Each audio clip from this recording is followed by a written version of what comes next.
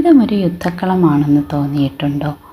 എല്ലാ വാതിലുകളും അടഞ്ഞെന്നും ഇനി മുന്നോട്ട് പോകാൻ കഴിയില്ലെന്നും തോന്നി നിൽക്കുന്ന നിമിഷം, അന്ന് പാർത്ഥനോട് ഭഗവാൻ പറഞ്ഞത് ഇന്നും പ്രസക്തമാണ്.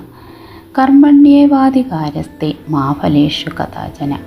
നിന്റെ അധികാരം കർമ്മത്തിൽ മാത്രമാണ്, അതിൻ്റെ ഫലത്തിലല്ല. നീ എന്തിനു ഭയപ്പെടുന്നു? എന്ത് നഷ്ടപ്പെടുമെന്നാണ് നീ പേടിക്കുന്നത്?